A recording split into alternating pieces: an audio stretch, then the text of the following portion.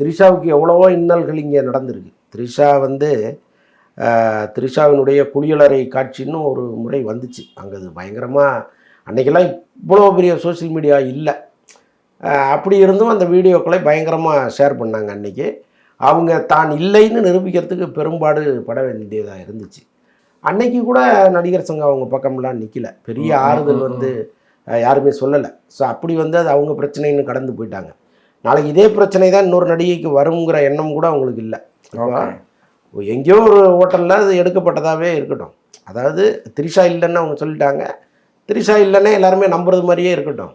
ஆனால் அதில் யாரோ ஒரு நடிகை தானே, த்ரிஷா தோற்றத்தில் உடைய யாரோ ஒரு நடிகை தானே, ஒரு பெண் தானே, ஒரு பெண் தானே. அப்போது நடிகர் சங்கங்கள் அதுக்குள்ளே அது எந்த ஹோட்டலு, அது எங்கே போய் கம்ப்ளைண்ட் கொடுத்தா அந்த ஹோட்டல் மீது நடவடிக்கை எடுப்பாங்க, நீங்கள் எங்கெல்லாம் போனீங்க, குறைந்தபட்சம் அப்படியே தான் ஒன்று பண்ணணும்ல. அப்படிலாம் இல்லை. அன்னைக்கு வந்து பல நடிகர்கள் அது ஒருவருக்கொருவர் கேலியாக பேசுனதெல்லாம் நடந்துச்சு.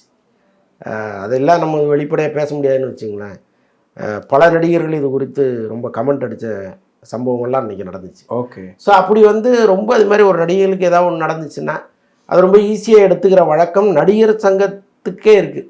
ஆனால் மேடைகளில் எல்லோரும் ஒன்றா தானே இருக்காங்க, எல்லாம் ஒன்றா இருக்காங்க. ஒரு பிரச்சனைன்னு வரும்போது ஓம் பிரச்சனைன்னு போயிடுவாங்க. ஸோ அதுதான் நம்ம காலகாலமாக பார்த்துட்ருக்கோம். பட்டு விஜயகாந்த் காலத்தில் கொஞ்சம் மாற்றம் இருந்துச்சு. யாருக்காவது ஏதாவது ஒரு பிரச்சனைனா அவர் குரல் கொடுப்பாரு. அட்லீஸ்ட்டு ஒரு பத்திரிகைகளில் ஒரு முக்கியமான செய்தியாக அது வரும்போது ஃபோன் பண்ணியாவது கேட்பார், இதை போடணுமா நீங்கள், ஏன் அப்படி பண்ணுறீங்க அப்படின்னாவது கேட்பார். இன்றைக்கி அதுக்கும் வழி இல்லை. அப்படி கூட யாரும் கேட்க மாட்டேங்கிறாங்க.